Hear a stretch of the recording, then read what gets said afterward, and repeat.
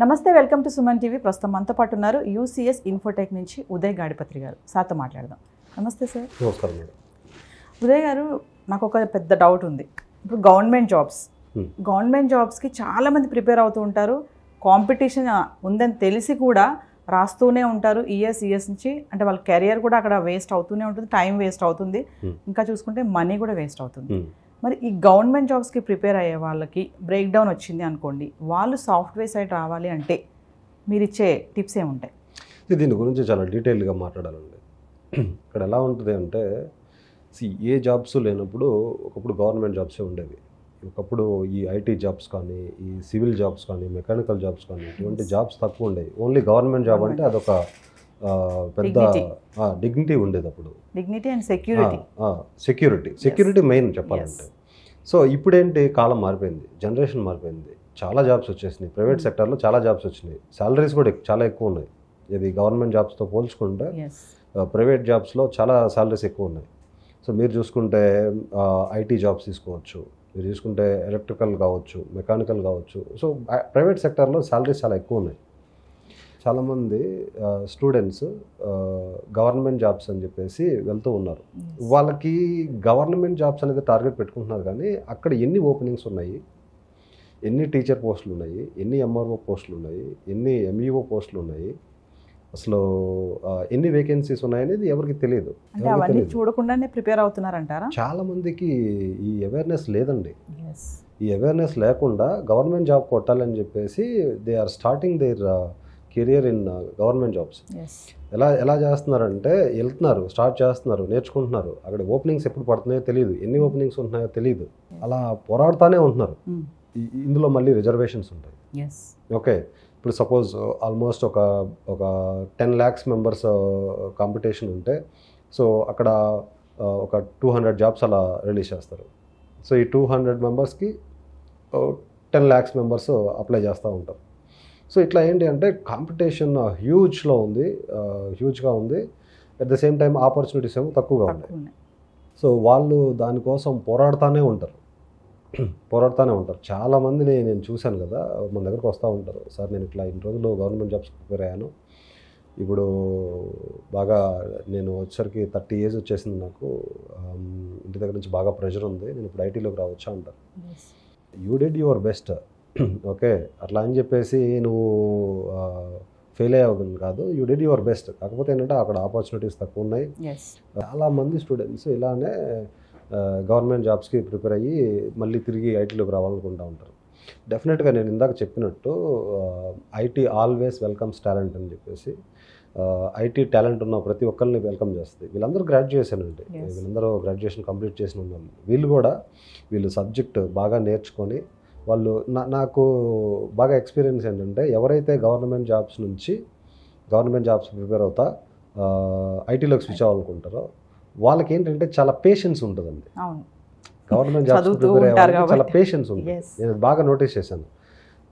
మిగతా normal students కంటే కూడా ఈ గవర్నమెంట్ జాబ్స్ ప్రిపేర్ వచ్చిన స్టూడెంట్స్ ఏంటంటే చాలా ఓపికతోటి ఎక్కువసేపు కూర్చొని బాగా ప్రాక్టీస్ చేస్తారు. మెంటల్ స్టెబిలిటీ కూడా వాళ్ళకి ఏంటంటే, వాళ్ళకి పెద్ద సబ్జెక్టులు, వాళ్ళు యాప్టిట్యూడ్ కావచ్చు, రీజనింగ్ కావచ్చు, ద కాన్స్టిట్యూషన్ కావచ్చు, చాలా నేర్చుకుంటూ ఉంటారు కదా. వాళ్ళకి ఏంటంటే ఐటీలో కోర్స్ చేయడం అనేది వాళ్ళకి చాలా చిన్న విషయం అన్నమాట.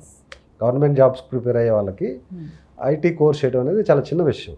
వాళ్ళు చాలా పేషెన్స్గా కూర్చుంటారు, చాలా ఓపికతో నేర్చుకుంటారు. అట్లా సక్సెస్ అయిన వాళ్ళు చాలామంది ఉన్నారు మేడం మన దగ్గర. సో ఐటీలోకి డెఫినెట్గా వాళ్ళకి వెల్కమ్ చెప్పొచ్చు. సో వాళ్ళందరికీ కూడా ఐటీలోకి యాక్సెస్ ఉంది. అంటే గవర్నమెంట్ జాబ్కి ప్రిపేర్ అయ్యే వాళ్ళు కొంతమందికి అయితే కన్ఫ్యూజన్ ఉంది సార్. ఏంటంటే, నేను సాఫ్ట్వేర్లోకి వెళ్ళలేనేమో, ఎక్కడ ఈ గవర్నమెంట్ జాబ్ సంబంధించిన సబ్జెక్ట్ వేరుంటుంది.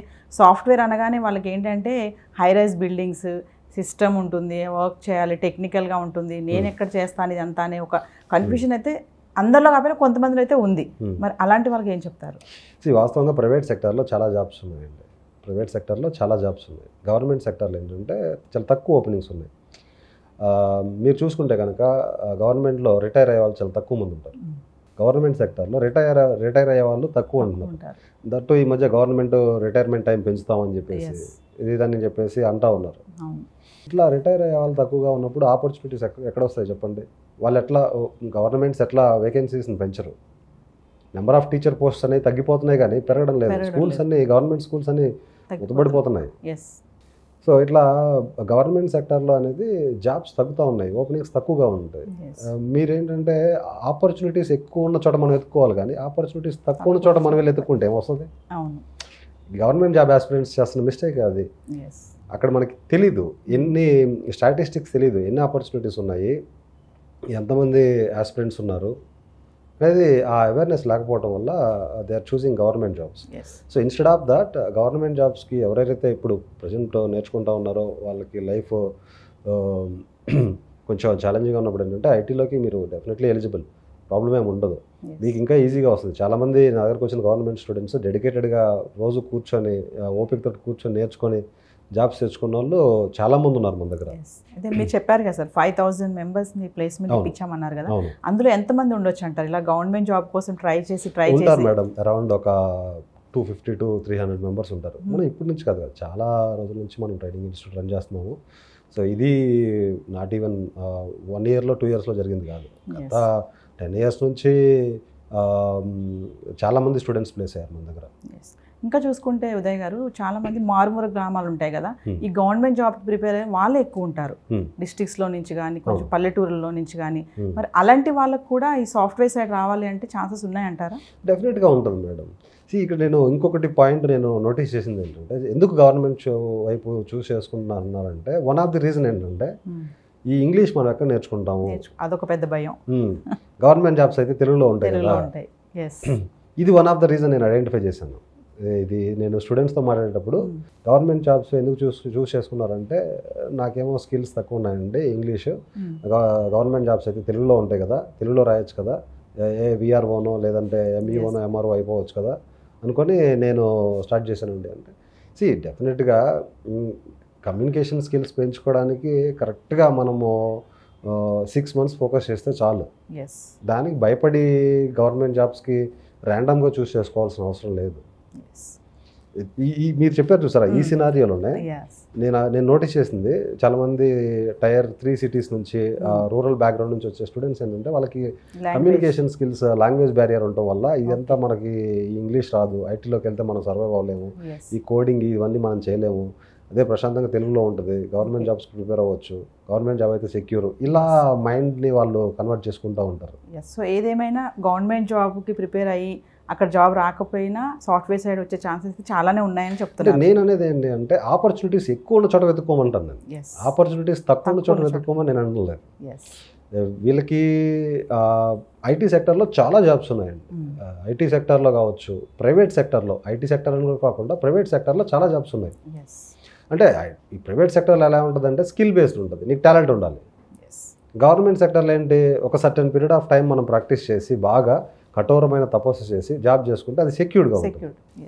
బట్ ద ప్రాబ్లం ఏంటి అంటే ఈ గవర్నమెంట్ సెక్టార్లో ఆపర్చునిటీస్ ఎన్ని ఉన్నాయనేది చాలామందికి తెలియకపోవడం వల్ల కాంపిటీషన్ ఎక్కువను, ఆపర్చునిటీస్ తక్కువగా ఉన్నాయి. చివరికి ఏంటంటే చాలా లేట్గా రిలీజ్ అవుతూ ఉన్నారు. ఇది రిలీజ్ అవ్వడానికి చాలామంది స్టూడెంట్స్కి ఒక 7-8 సంవత్సరాలు పడుతుంది. సో చివరికి పెళ్లి టైం వచ్చేసరికి రిలీజ్ అవుతున్నారు. అంటే నోటిఫికేషన్ వచ్చిందా, మనం అప్లై చేసామా, రాసామా అన్నట్టు ఉంటున్నారు కానీ జాబ్ వస్తుంది అనేది పక్కన పడేస్తున్నారు. సంవత్సరాలు ప్రిపేర్ అవ్వడమే. ఒక గవర్నమెంట్ జాబ్లోకి వెళ్ళిన వ్యక్తి నాకు తెలిసి ఒక 20 years 30 years రిటైర్ అవుతారు. ప్రైవేట్ కంపెనీస్లో 1 year లేదంటే 2 years 3 years మ్యాక్సిమం ఒక కంపెనీలో కంటే కూడా ఎక్కువ వర్క్ చేయరు.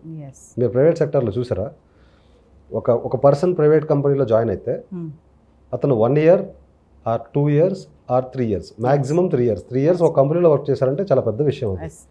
చాలా తక్కువ మంది ఒకే కంపెనీలో ఏజెస్గా వర్క్ చేస్తూ ఉంటారు. ఎక్కువగా చాలా తక్కువ మంది ఉంటారు. ఒక 10 సంవత్సరాలు 20 సంవత్సరాలు ఒకే కంపెనీలో వర్క్ చేస్తున్న పర్సన్ చాలా తక్కువ మంది ఉంటారు. నేను చెప్పే పాయింట్ ఏంటంటే ఇక్కడ ఆపర్చునిటీస్ ఎక్కువ ఉన్న చోట ఎత్తుకోమంటాను, తక్కువ ఉన్న చోట కాదు. గవర్నమెంట్ సెక్టర్లో చాలా తక్కువ ఉన్నాయి.